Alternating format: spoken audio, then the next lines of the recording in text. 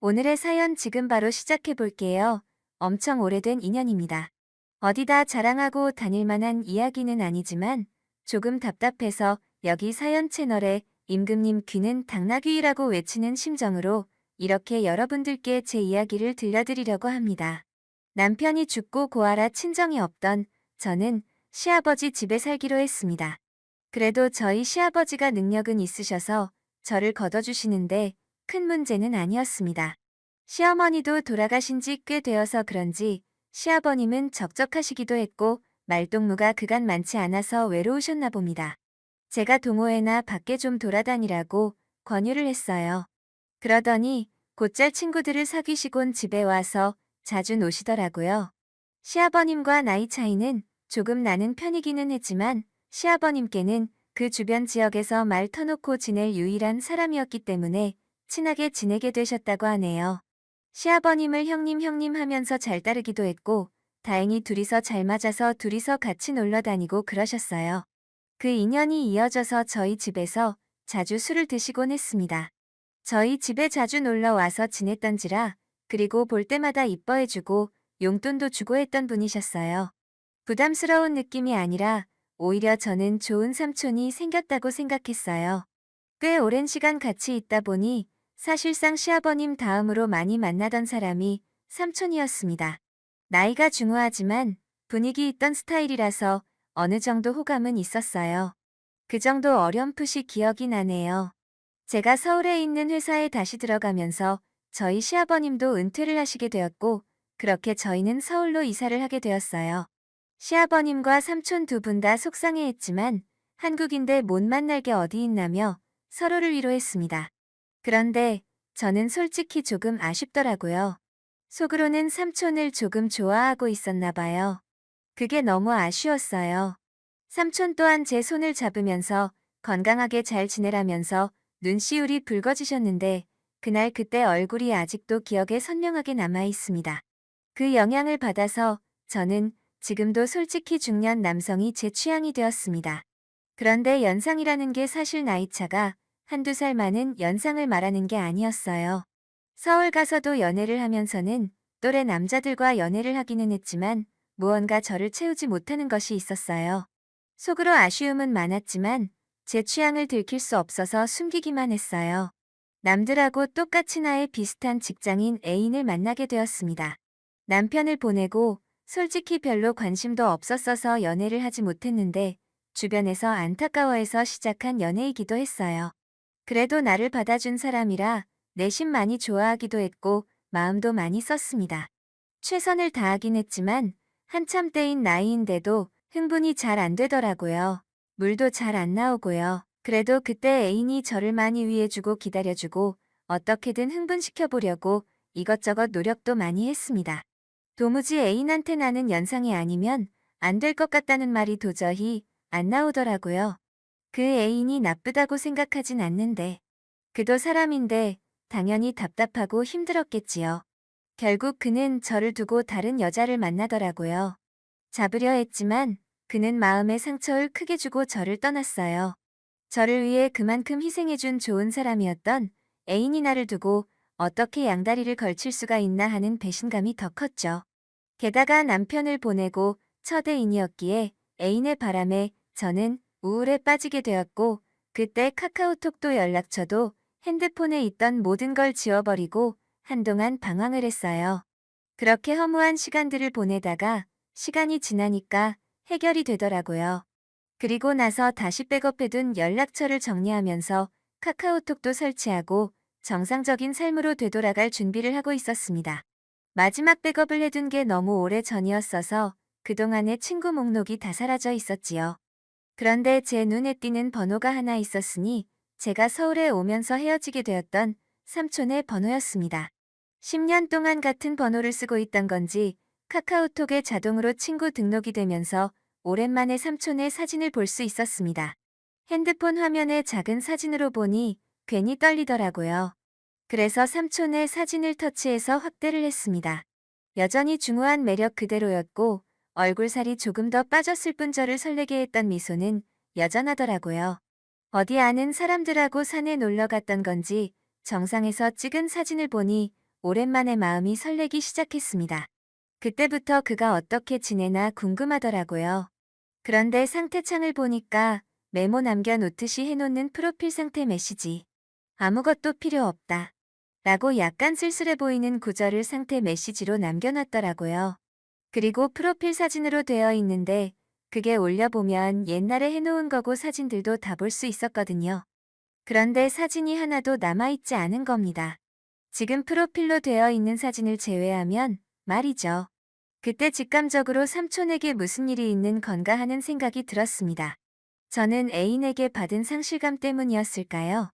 아니면 그 애인과 그렇게 노력을 하며 오랫동안 사랑을 나누는데도 한 번을 만족을 못했던 게 사실은 마음속에 오래전부터 그를 품고 있었기 때문이었을까요? 무작정 짐 싸들고 삼촌이 살고 있던 예전 그 동네로 향했습니다. 하도 오랫동안 이어온 인연이다 보니 어디 사는지도 다 알고 있었는데 삼촌 집에 찾아가니 모르는 사람이 나오더라고요. 10년 삼촌과 떨어져 지낸 시간이 너무 길어서였던 걸까요? 하지만 체감상 그렇게 오랜 시간이 지난 것 같지 않은데 다른 사람이 나오니 당황스러웠습니다. 그가 보고 싶어 찾아간 동네였으니 그를 찾아 헤을 봐야 단도직입적으로 그에게 대놓고 연락을 해봐야겠다는 생각이 들었지요. 멀리 떨어져도 얼굴 못 보고 지낼 일이 있냐고 했었지만 정말 매일매일 만나던 삼촌이었는데 이사 가자마자 10년 동안 그냥 의의 남이 되어버렸었거든요. 내 번호가 저장이나 되어 있으려나 사실 큰 기대를 하지 않았는데 삼촌은 전화를 받자마자 제 이름을 불러주더라고요. 이렇게 반갑게 맞이해 줄 거면 왜 지난 10년 동안 모르는 사람처럼 지내왔는지 제가 얼마나 삼촌을 보고 싶었는지 몰랐나 싶기도 하더라고요. 삼촌과 저는 오랜만이라며 시아버님은 어떻게 지내는지, 서울은 어떠니, 회사는 다닐만 한지 별 시덥잖은 안부를 물으며 한참 동안 대화를 나눴습니다. 그러다가 삼촌도 제가 갑자기 연락을 한 이유가 궁금해졌는지 오랜만인 건 좋은데 무슨 일 있는 거냐고 왜 연락을 했냐고 물어오더군요. 그래서 솔직하게 삼촌 카카오톡에 있는 사진과 프로필 메시지 보고 삼촌한테 무슨 일이 있는가 싶어서 저도 모르게 연락을 하게 되었다고 했습니다. 그러니 삼촌이 제 말을 듣고는 뭔가 쓸쓸하게 웃으면서 별일 없다고 하더라고요. 그래서 실은 삼촌한테 무슨 일이 있는 줄 알고 지금 이 동네까지 내려왔다. 삼촌 집까지 찾아가 봤는데 모르는 사람이 살고 있더라 하는 이야기를 꺼냈습니다. 그러니 삼촌이 조금 놀란 눈치더라고요. 밖에서 한 1시간 정도를 기다렸더니 삼촌이 헐레벌떡 제가 있는 곳까지 나오더라고요. 그래도 그 와중에 제 마음을 눈치라도 챈 것인지 옷도 멀끔하게 입고 머리도 다듬어져 있는 게 조금 멋을 내고 나왔다는 생각이 들었습니다. 예전에도 삼촌의 멋짐이 참 좋긴 했는데 사실 회사 출퇴근할 때 하는 정도의 모습만 봤지 진짜로 이렇게 마치 애인을 만나듯 꾸미고 나온 삼촌의 모습은 제 생각보다 훨씬 더 멋있어 보였습니다. 10년의 세월이 무색하게 저를 설레게 만들던 그 남자가 내 눈앞에 있으니 묘한 고향감에 휩싸이기 시작했습니다. 심지어 예전에는 항상 시아버지와 함께 셋이서 그를 만났는데 이번엔 남자 대 여자로 단둘이서 만나고 있으니 그 기분은 말할 게 없었지요. 직접 만나니 삼촌이 아무 일 없이 잘 지내고 있다던 말과는 다르게 삼촌의 현재 상황을 말해주더라고요. 사실 저희 가족이 서울로 가기 전부터 아내와 불화가 생기기 시작했고 10년이 지난 지금에서야 결국 이혼을 하게 되었다는 겁니다. 그런데 그 과정에서 자식들이고 뭐고 다 대가리 크고 나니까 자기가 회사 다니며 힘들게 키워준 것도 모르고 어머니를 따라갔다고 자기는 이제 완전 혼자가 된 거나 마찬가지라며 힘들어 하더라고요. 삼촌이 힘들다고 하는 말에 저도 사실은 이러하다며 현재 제 상황을 설명했습니다. 저 또한 큰 우울에 빠져 있는 상황이라 삼촌이 보고 싶어 여기까지 내려왔다는 그 명분을 설명하고 있던 것 같았습니다. 그런데 삼촌은 눈이 휘둥그레지면서 그런 일이 있었는데 왜 여기를 내려온 거냐고 묻더라고요. 그래서 삼촌에게 커피 말고 같이 술이나 한잔하자고 같이 술 마셔주면 다 이야기를 해주겠다고 말했습니다. 삼촌이 눈빛이 조금 바뀌기 시작하면서 어렸을 때도 자주 가던 동네 호프집으로 저를 데리고 갔어요. 여기가 음식도 맛이 좋긴 하지만 일단 이야기하기 좋은 벽 쪽으로 자리를 잡았어요. 칸마다 나누어져 있고 조용히 단둘이 이야기 나누기에는 이곳만큼 좋은 곳이 없었거든요. 그때 저도 솔직히 삼촌과 조금씩 저에게 마음을 열고 있다는 생각이 들기도 했습니다. 삼촌이 저랑 술 같이 마시니 뭔가 묘하다고 하더라고요. 술을 한 두 잔 나누다가 저도 삼촌에게 제가 애인과 헤어졌던 이야기를 하면서 사실 애인 앞에서 내가 흥분할 수 없던 이유와 노력을 해도 잘 해결되지 않았다고 말했어요. 그리고 그 문제의 중심에는 항상 다른 사람도 아니고 삼촌이 있었다고요. 대충 고민 상담을 해주려고 했던 것 같은데 바로 돌직구를 날려버리니 정신을 못 차리고 제 말에 얼어붙어서 아무 말도 잇지 못하더라고요. 그래서 한 번 더 삼촌에게 돌직구를 날렸습니다. 사실 이제는 모르겠다, 내가 흥분을 못하는 건지 아니면 정말 삼촌 때문에 그런 건지 한번 알아보고 싶다고요. 이게 해결이 되면 저도 앞으로 저한테 문제가 있는 게 아니라 억눌렸던 제 마음과 상대적인 요인을 알 수 있으니 저한테도 도움이 되지 않겠냐. 삼촌에 대한 걱정도 많았지만 나도 내 마음을 확실하게 정리를 하고 싶어서 찾아온 거다 하고 단도직입적으로 다른 게 아니고 삼촌을 원한다는 말을 건넸습니다. 삼촌은 무슨 말을 그렇게 하냐며 손사래를 치기는 했지만 거절을 하지도 않았고 자리를 떠나지도 않았습니다. 결국 삼촌도 스스로가 맨정신으로는 할 수 없겠다는 결론에 도달했나 봐요. 우리가 암묵적인 동의를 하긴 했지만 실수나 마찬가지인 거야라고 상황을 만들더라고요. 삼촌은 가족들과 떨어져 나와 혼자 지내고 있으니 집에 혼자서 지내고 있었어요.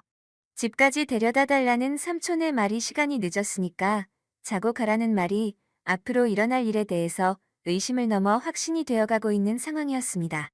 애인과 분위기도 많이 만들고 이런저런 시도는 많이 해봤지만 실제로는 한 번도 만족한 관계를 한 적이 없으니 많이 긴장이 되기도 했습니다만 솔직히 걱정할 게 없었습니다. 삼촌이 알아서 잘해줄 거라는 생각이 들었거든요. 애인과 이런저런 시도를 할 때와는 전혀 달랐어요. 이미 삼촌이 저를 부축하고 삼촌의 집까지 가는 동안 저는 이미 물이 나오기 시작했거든요. 삼촌은 완전 두껍고 질긴 청바지를 뚫어버리고 나올 기세였다고 나중에 말하더라고요.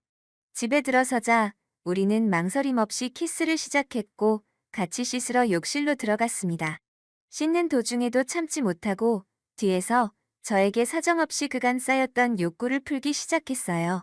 씻고 나와서도 힘이 남아도는지 저를 번쩍 들더니 불도 켤 시간도 없이 사랑을 끊임없이 나눴어요. 저는 머리가 망가져버린 느낌을 마지막으로 기억한 채로 잠에 들었습니다. 다음 날 아침이 돼서야 삼촌은 걱정이 되기 시작했나 봅니다. 실수라고 하기에는 이미 서로가 의도한 대로 되었다는 걸 알고 있기에 후회해도 이미 때는 늦은 상황이었으니 말입니다. 저도 직장인이기에 결국 주말을 보내고 나서 서울로 돌아가야 했습니다. 저는 이미 그에게 꽉 물린 듯 했습니다. 그도 은퇴를 한 상황인데 굳이 뭐하러 제가 매주 주말에 지방까지 내려와야 하는지 싶어서 아예 그에게 생활 정리하고 서울로 올라오라고 제안을 했지요. 그는 저한테 버림받을까 두려움이 있었는지 주저하더라고요. 그래서 제가 그에게 다시 확신을 줬습니다. 당신은 내가 10년이 넘는 세월 만에 겨우 내 것으로 쟁취한 사람이라고 이제는 절대 놓치지 않을 거라고요. 제가 시아버님께 결혼하고 싶은 남자가 있다고 말씀드렸습니다. 그리고 자리에 삼촌을 데리고 나갔을 때 시아버님은 뒷목을 잡고 쓰러질 뻔했습니다. 어차피 저는 취직 후에는 집에서 나와 혼자 살고 있었는데 집에서는 허락받지 못한 만남이기에 결국 삼촌과 둘이 살림을 합쳐서 지내게 되었지요. 언젠가는 시아버님도 저와 삼촌의 사이를 인정해줄 그날이 올 거라 믿고 있습니다. 그때까지 시간이 걸리겠지만 지금은 최선을 다해서 지금의 만족스러운 삶을 유지해 보려고 합니다. 오늘의 사연은 여기까지네요. 긴 사연 끝까지 들어주셔서 감사합니다. 구독과 좋아요 잊지 말아주세요.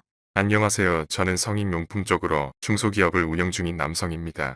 제가 이렇게 사연을 보내게 된 이유는 얼마 전부터 저는 인간으로서 안 되는 일을 저지르고 있습니다. 저는 나이 31살에 아내와 결혼을 하게 되었습니다. 다소 개방적인 제 아내와 저는 회사 근처에서 만났습니다. 아내는 저보다 9살이 더 어립니다. 처음엔 근처 다른 회사 비서 면접을 보러 왔다가 아내가 회사 근처에서 점심을 먹고 있었어요. 첫눈에 반해서 말을 걸게 되었고 우리는 그렇게 인연이 시작되었습니다. 우연치 않게 만나게 되어 짧은 연애 기간을 거쳤고 바로 결혼을 하였습니다. 그야말로 초고속으로 결혼을 한 거였죠. 결혼할 때 장모님께서 요즘에는 10살 정도 차이 나는 커플들은 많이들 있기도 하고 잘들 사니까 크게 문제될 거라는 생각은 없다며 허락해 주셨어요. 장모님은 어린 나이에 사고를 쳐서 제 아내를 낳게 되었고 장인어른은 일찍 돌아가셨다고 하더라고요. 힘든 와중에도 자신과 아이를 포기하지 않고 열심히 사셨다고 들었습니다. 아내와 결혼을 하고 순탄한 가정 생활을 지내다 결혼 2년차가 다 되었을 때 제 아내는 임신을 하게 되었습니다. 평소에도 엄마를 잘 따르던 아내는 신체적인 변화들이 생겨나자 그 이전보다도 더욱 많이 장모님을 찾았고 그로 인해 장모님께서는 집에 오시는 경우도 많이 잦아졌습니다. 저희 집과 장모님 댁은 대중교통을 이용하게 되면 가까운 거리여서 장모님은 이른 아침에 오셔서 제 저녁까지 챙겨주셨습니다. 저는 그렇게 해주시는 장모님을 보면서 늘 감사하고 미안했습니다. 하루하루를 지내던 어느 날 아내가 임신 5개월이 넘었을 때부터 우리 부부는 싸움이 잦아졌습니다. 저희 회사는 성인용품업이라 일의 특성 상성에 있어서 개방적이기도 하고 직원들도 옷차림이 자유로웠는데요. 제가 야근을 하는 날이면 임신한 자신을 두고 늦게 들어온다고 화를 내고 사장이라는 자리이기 때문에 가끔은 직원들 회식을 잠시라도 참가해야 함에도 회식을 못하게 하는 등 정말 회사 일부터 집안일까지 사소한 것들 하나하나 시비를 걸더라고요. 결혼 전에는 제가 사장이니까 직원들에게 이렇게 해줘야 한다. 저렇게 해줘야 한다라며 책임 많이 내조를 해줬었던 아내인데 갑자기 이렇게 달라지고 이제는 직원들 챙길 시간이 어디 있냐며 오히려 성질부터 내는 겁니다. 저도 마음이 많이 지쳤고 나름대로 힘들어서 술로 매일매일을 지내왔습니다. 그런 모습들을 장모님이 가장 가까이에서 지켜보고 계셨었죠.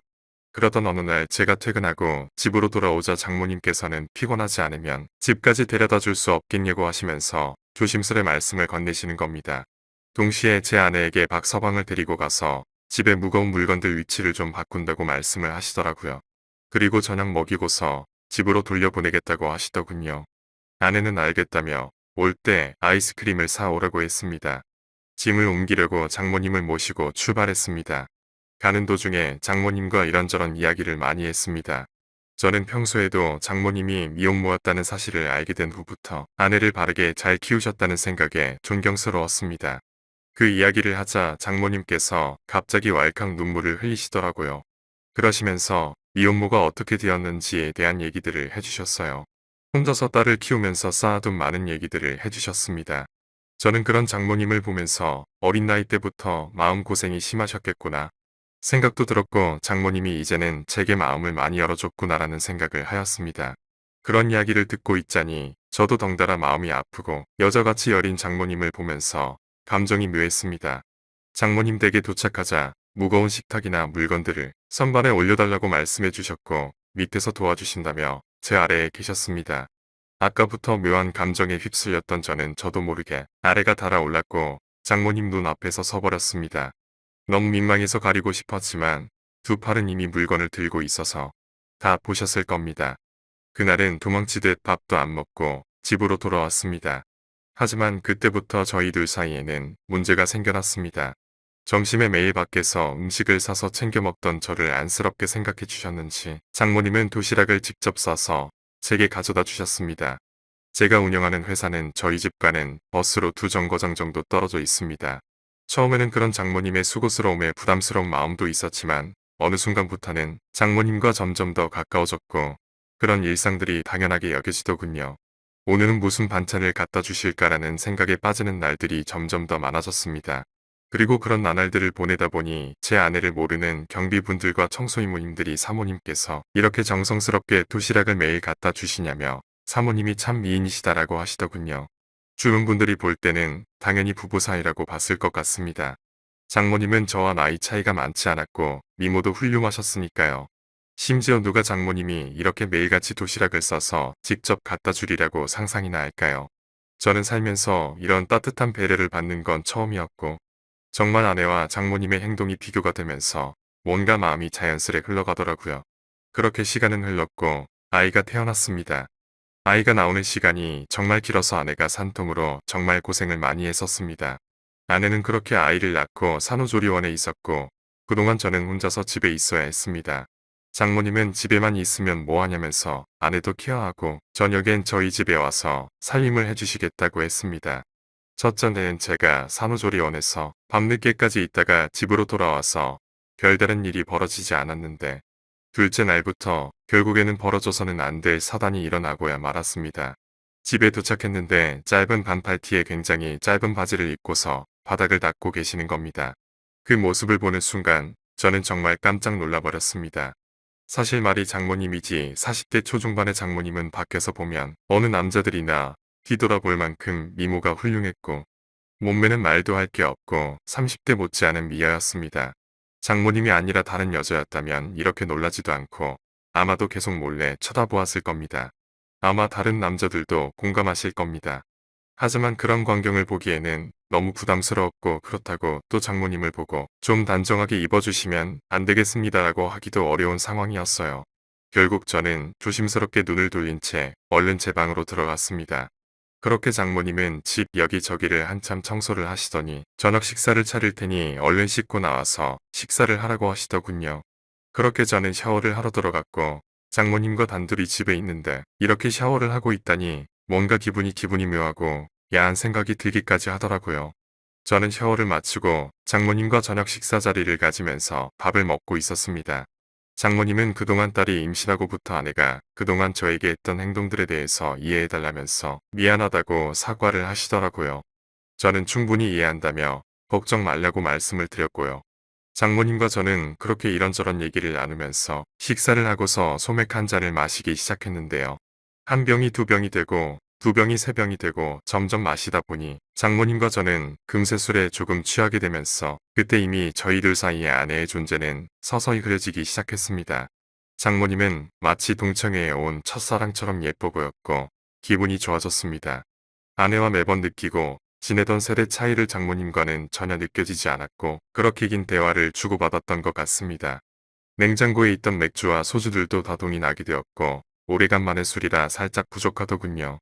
그때 눈에 띈 건 진열대에 놓여있던 양주였고 그 양주를 열면서부터 저희 둘 사이의 틈이 열리게 되었습니다. 40대 초중반의 나이에 얼굴 몸매는 20대도 부럽지 않을 만큼의 장모님은 누가 봐도 관리를 잘했기에 그동안 오랫동안 참았던 제 욕구가 생겨나기 시작했습니다.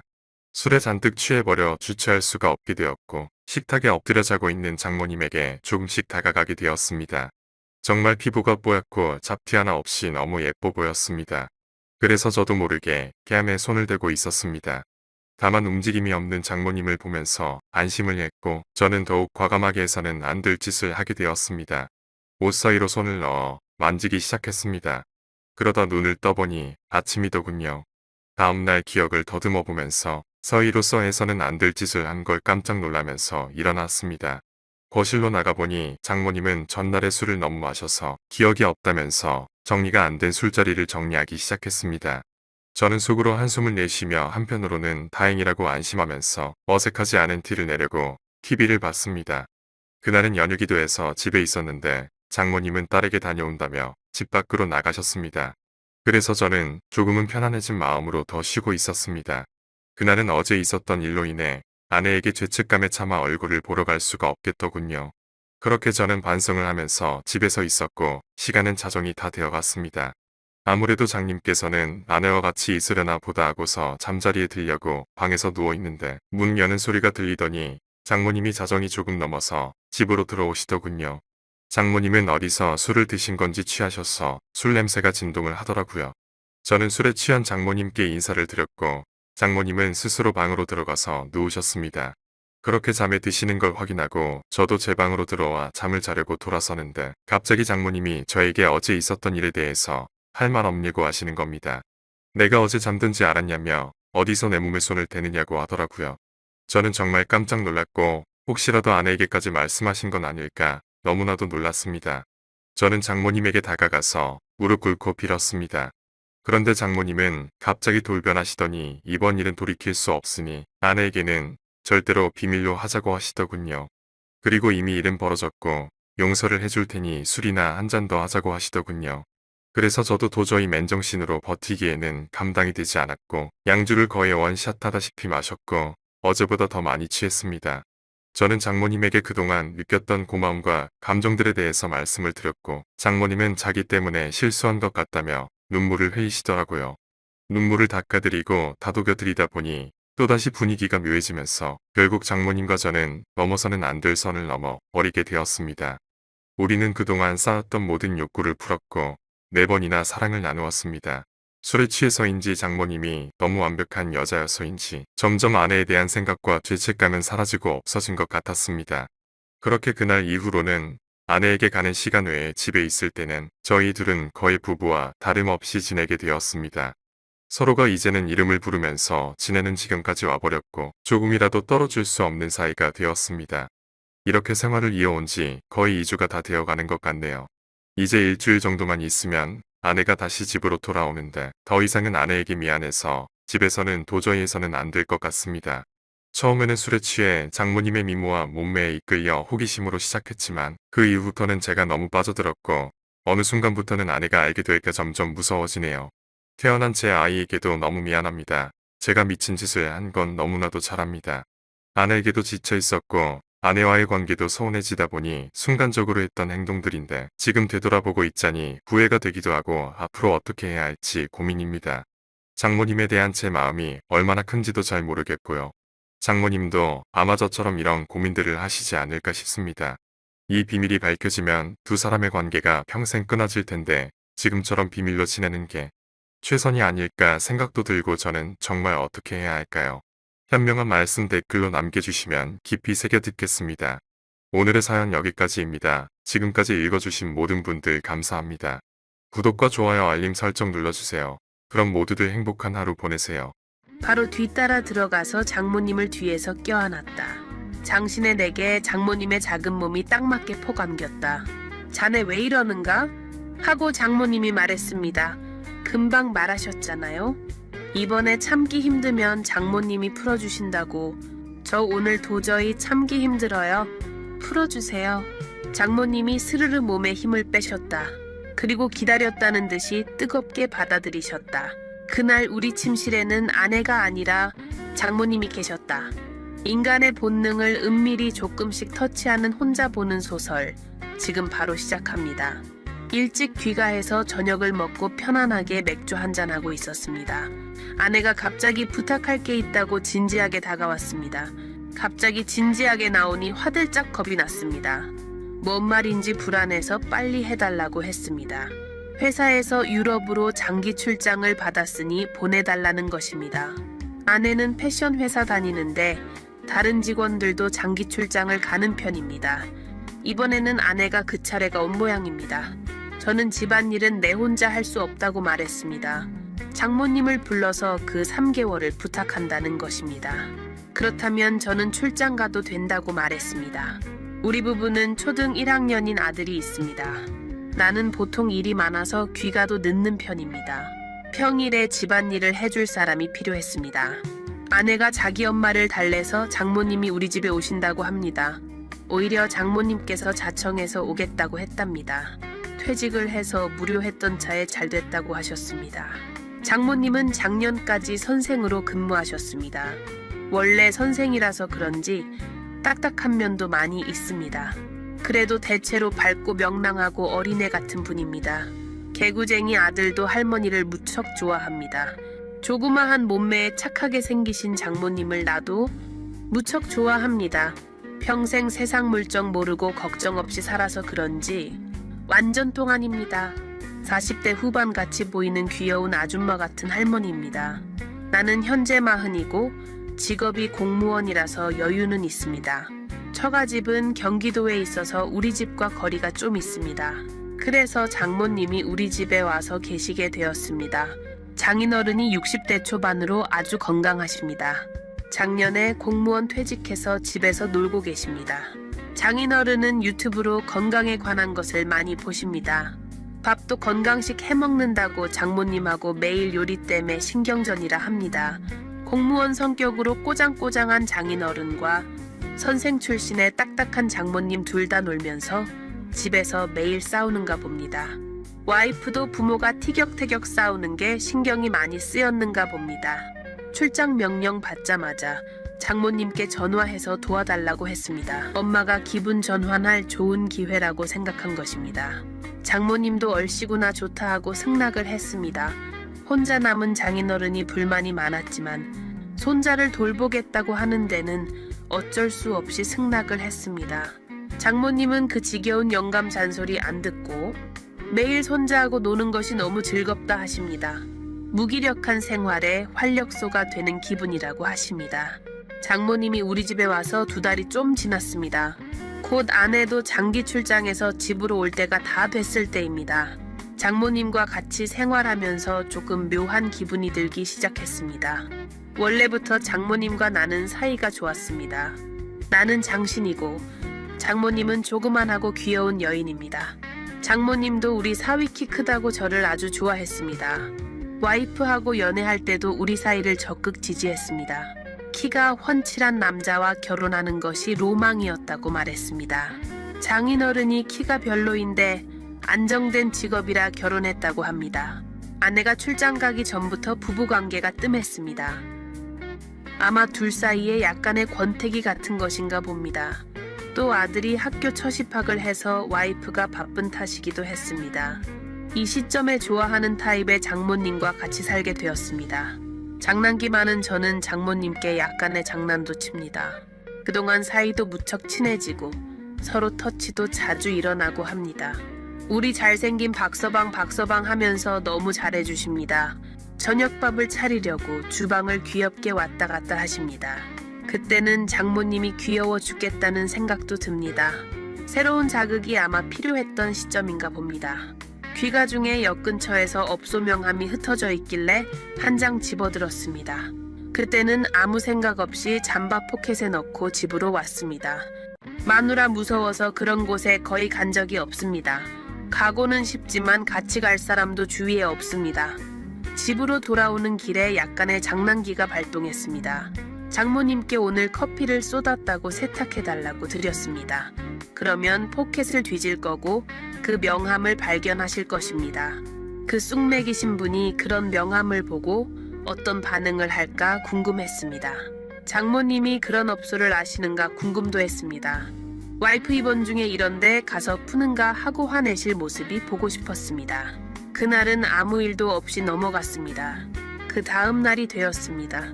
은근히 기대를 하고 일찍 퇴근을 했습니다.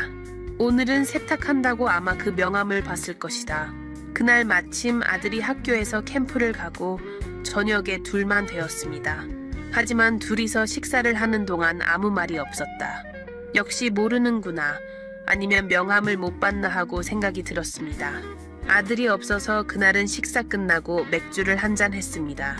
평소에 내가 맥주 한 잔 권해도 손사래를 치셨던 장모님입니다. 그런데 그날은 자청해서 맥주를 한 잔 하시겠다고 하십니다. 손자도 없으니까 심심하다고 하시면서 나에게 맥주잔을 대면서 따라달라고 하십니다. 오늘 왜 이렇게 장모님이 적극적이실까? 참 별일이네 하고 생각이 들었습니다. 우리 둘이는 도란도란 재미나게 맥주를 몇 병 마셨다. 술이 들어가자 장모님은 얼굴이 밝아지며 취기가 올라왔습니다. 취한 장모님이 왜 이렇게 예쁘고 귀엽게 보이는지 몰랐습니다. 마구 가슴이 두근두근거리며 흥분되었습니다. 그때 장모님이 그 문제의 명함을 꺼내시며 말했습니다. 자네 이런 업소에 자주 가는가 하고 물었습니다. 안 보신 줄 알았는데 술자리에서 이야기하려고 하신 것입니다. 아니요, 주길래 무심결에 받았어요. 라고 말하면서 장모님 눈치를 봤다. 그런데 장모님 이게 무슨 업체인지 어떻게 아세요? 하고 슬쩍 역으로 되받아 쳐봤습니다. 왜 그래? 나도 알거는 알아. 나 세상 물정 모르는 쑥맥 아니야. 하고 얼굴이 완전 빨개지며 항의하듯이 말하셨습니다. 자네 말 돌리지 말고 솔직히 숨기지 말고 말해봐. 얼마나 자주 다녀 이런데. 그렇게 다그치는 장모님 얼굴이 홍시같이 변했습니다. 그 모습을 보자 장난기가 발동을 해서 살짝 거짓말을 했습니다. 요즘 그 사람이 병원에 있어서 너무 쌓여서 딱 한번 약간 가련하게 보이는 투로 말을 했습니다. 그런데 아주 세게 나와야 되는 장모님이 좀 이상했습니다. 우물쭈물하다 엉뚱한 말을 물어보셨습니다. 이런 가게는 한 번 가면 도대체 얼마야? 하고 아주 궁금한 듯이 물어보셨습니다. 전혀 생각지도 못한 질문에 나는 완전 당황했습니다. 하지만 장모님은 진지한 눈빛으로 나를 보고 계셨습니다. 그런데 그 분위기가 좀 묘했는데 혼내는 분위기가 아니었습니다. 좀 세게 말해야겠다 싶어서 과장되게 말했습니다. 저기 어머님 한번 가면 70만 원 정도 됩니다. 어머님 다시는 안 갈 테니 둘만의 비밀로 해주세요. 허구 장모님 눈치를 살짝 보며 말했습니다. 그런데 장모님은 깜짝 놀란 목소리로 말했습니다. 아니 세상에 그렇게 많아. 돈 벌기가 너무 쉽구나. 어이가 없네. 그러더니 한참을 술잔만 비우면서 무엇을 생각하시는 눈치이다. 혼자 생각하시는 그 모습이 너무너무 귀엽게 보였습니다. 한참을 있더니 장모님이 생각지도 못한 깜짝 놀랄 말을 하셨습니다. 70만 원 진짜 너무너무 큰 돈이네. 박서방 자네 다음에 도저히 못 참겠거든. 그런데 가지 말고 나라도 괜찮다면 갑자기 이게 무슨 말인가 이해가 안 갔습니다. 이거 도대체 어떻게 해석해야 하는 말이야. 놀리려고 시작했는데 이제 제가 멘붕이 왔습니다. 놀래서 장모님을 보니 장난은 아닌 것 같습니다. 무언가 도발적인 눈빛으로 나를 보고 있었습니다. 그 모습이 어찌나 예쁘게 보이는지 정신을 주체할 수 없었습니다. 장모님이 아니라 완전히 꿈에 그리는 여인의 모습이었습니다. 이 기회를 빌미삼아 평소에 장모님의 본심을 말한 것인지도 모릅니다. 평소에도 교사다운 성격으로 상스러운 농담을 일절하지 않으십니다. 지금 한 말을 어떻게 받아들여야 하나 완전 헷갈렸습니다. 약간 취기가 올란 머릿속이 혼란스러웠습니다. 둘 사이에 침묵의 시간이 흐르고 있었습니다. 갑자기 침묵을 깨고 장모님이 배시시 웃으면서 말했습니다. 자, 그럼 난 이만하고 쉬겠네 하고 일어나셨다. 그리고 샤워를 하기 위해 욕실로 가셨습니다. 나는 혼자서 남은 술을 홀짝거리면서 어떻게 해야 하나 생각했습니다. 도대체 이 상황에서 내가 어떻게 해야 하나? 아까 보인 장모님의 웃음은 어떤 의미인가? 장모님이 나를 유혹하신 것 맞는데 확신이 들지 않았습니다. 한참을 있더니 장모님이 목욕을 하고 나와서 자러 간다고 방으로 들어가신다. 들어가면서 자네도 얼른 목욕해 하면서 또 살짝 미소를 짓습니다. 그 미소를 보고 느낌이 확 왔습니다. 아, 장모님이 나를 원하고 있구나. 바로 뒤따라 방에 들어가서 장모님을 뒤에서 껴안았습니다. 장신의 나에게 장모님의 작은 몸이 딱 맞게 폭 안겼습니다. 자네 왜 이러는가? 하고 장모님이 말했습니다.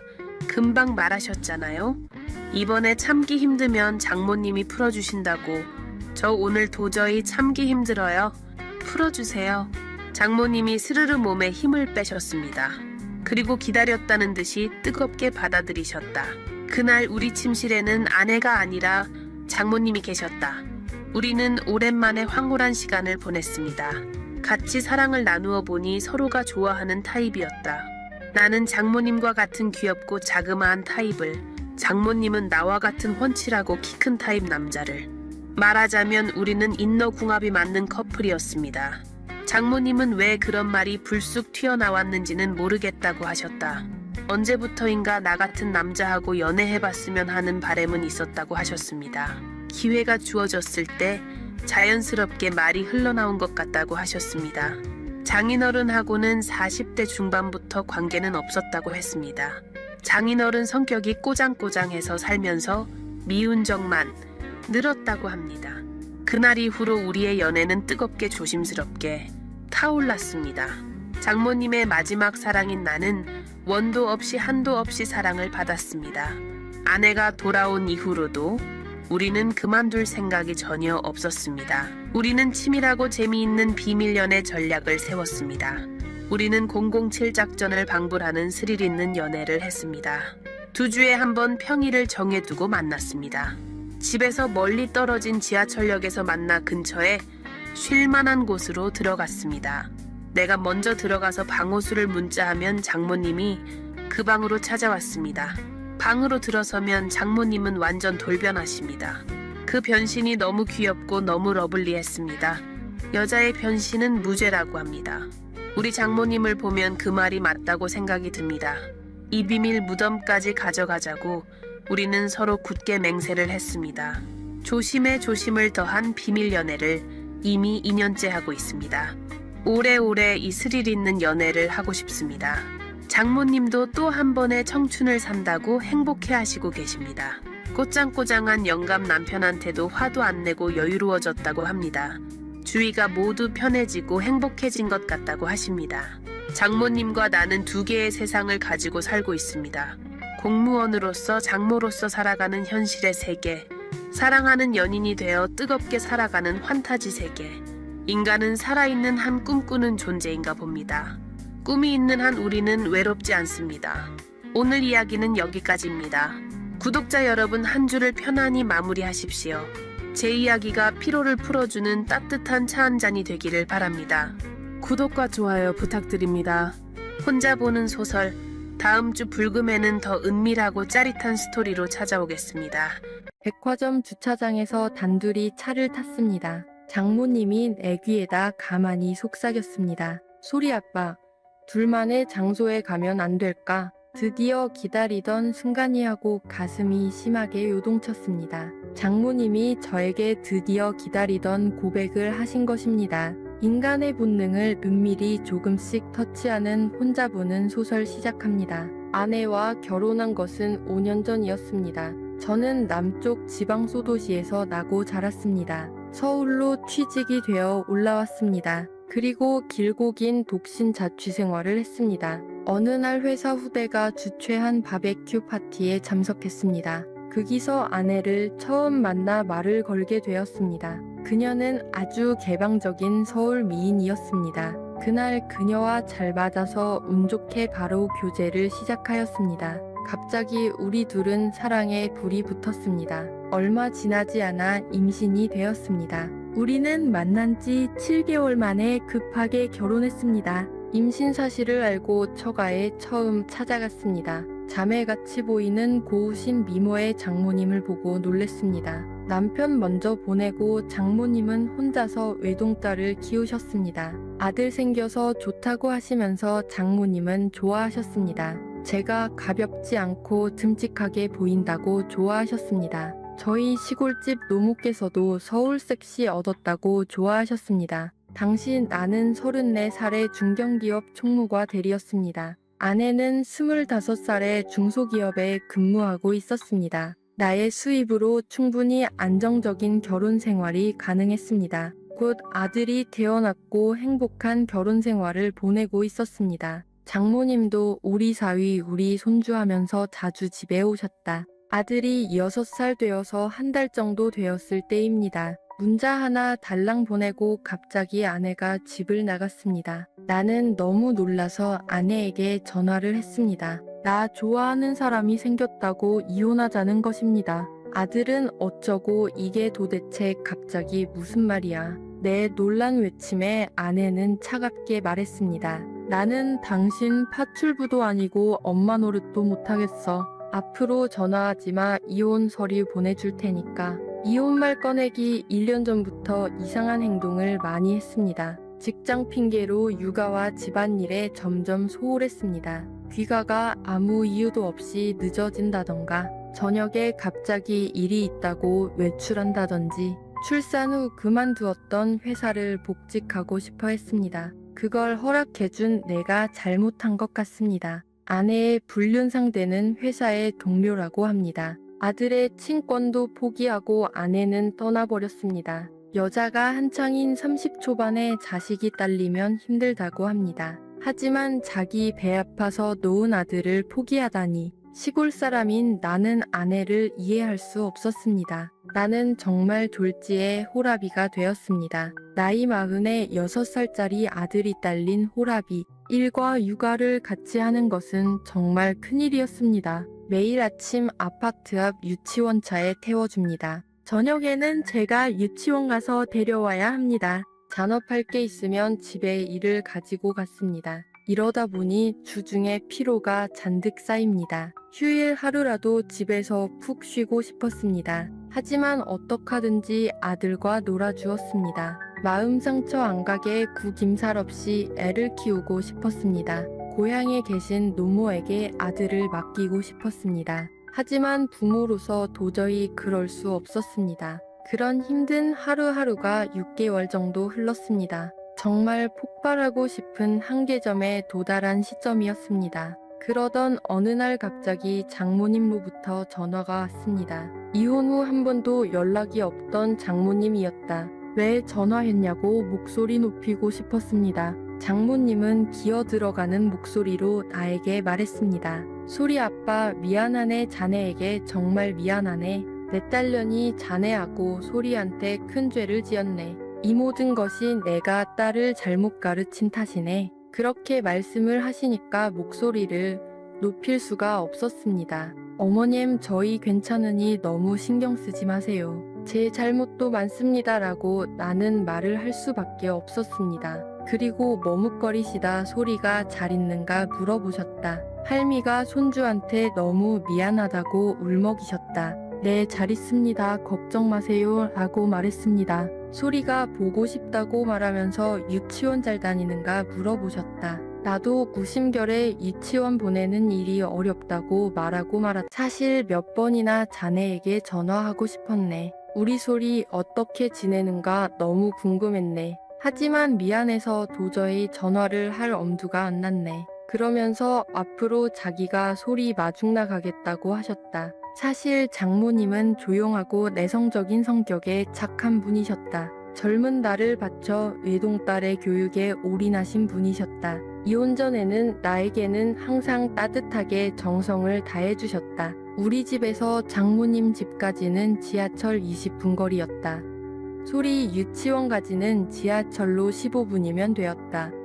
그래서 아침에는 내가 소리를 유치원 보내고 저녁에는 장모님이 소리를 마중하기로 했습니다. 정말 너무 잘된 일이고 구세주가 따로 없었습니다. 그 기에다 소리를 씻겨주고 밥까지 먹여주셨다. 나와 소리에게 무슨 속죄라도 하시듯이 헌신적이셨다. 장모님은 나와 소리의 저녁도 준비해 주셨다. 정성 들여 해주신 집밥은 정말 맛있었다. 퇴근하면 마치 신혼같이 불이 났게 집으로 왔습니다. 나는 외식을 저절로 멀리하게 되었습니다. 3명이서 같이 단란한 저녁을 가질 때가 점점 많아졌습니다. 같이 있는 시간이 점점 길어지고 익숙해지면서 장모님이 점점 여인으로 보이기 시작했습니다. 우리 장모님 미숙 씨는 올해 52살입니다. 올해 40인 나하고는 뒤동갑이 됩니다. 미용 기술이 있어서 친구네 미용실에서 일하고 있습니다.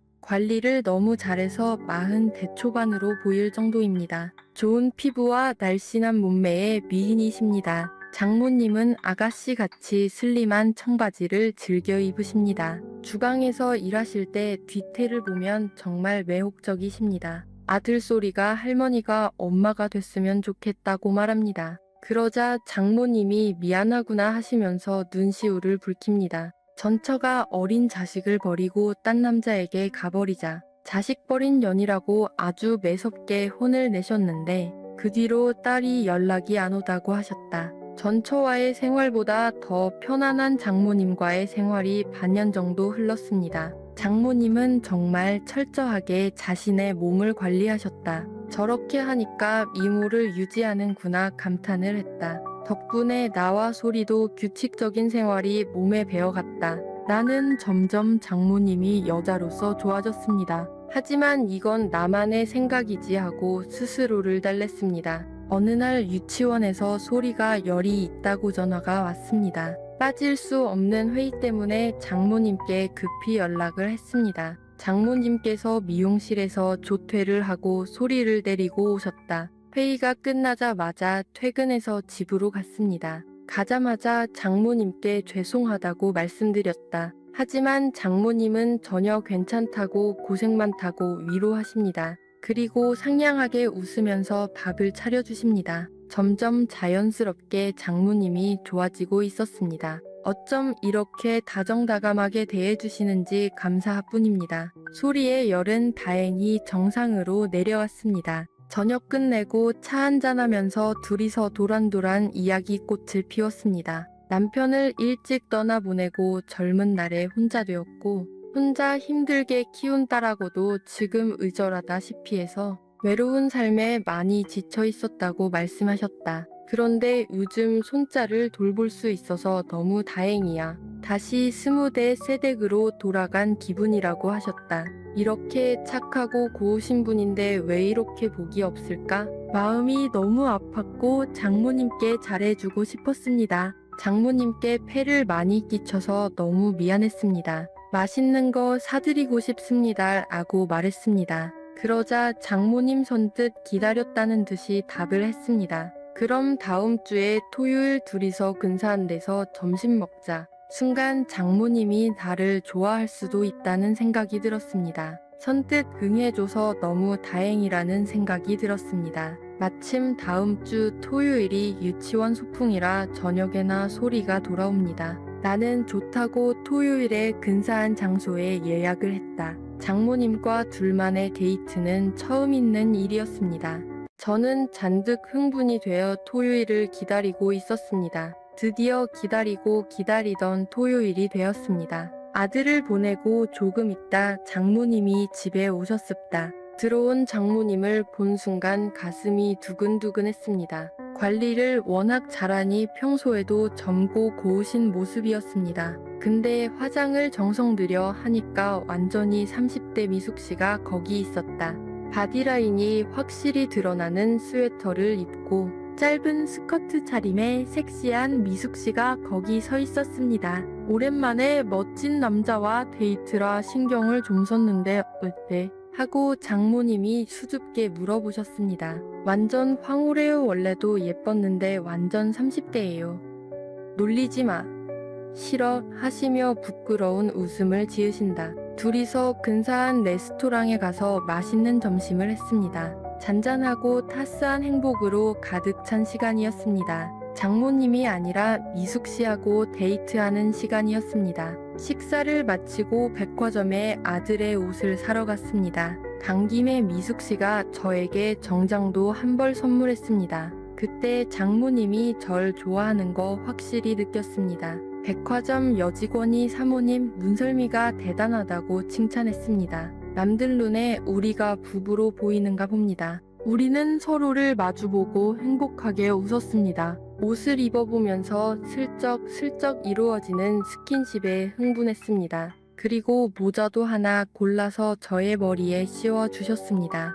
쓱 닦아오는 봉긋한 가슴에서 황홀한 향기가 밀려왔습니다. 몇 년 만에 느껴보는 가슴 설레는 사랑하는 여인의 향기였습니다. 백화점 주차장에서 단둘이 차를 탔습니다. 장모님이 애귀에다 가만히 속삭였습니다. 소리 아빠, 둘만의 장소에 가면 안 될까? 드디어 기다리던 순간이 하고 가슴이 심하게 요동쳤습니다. 장모님이 저에게 드디어 기다리던 고백을 하신 것입니다. 나는 흥분된 상태에서 차를 가까운 곳으로 몰았습니다. 매번 설거지할 때마다 장모님의 뒤태에 짜릿했습니다. 그 아름다운 장모님이 나를 원하고 있었습니다. 두 사람은 서로를 간절히 원하는 감정에서 사랑을 나누었습니다. 천천히 부드럽게 오래오래 사랑에 빠진 연인의 시간을 보냈습니다. 장모님은 한창 때 남편을 잃고 혼자가 되었습니다.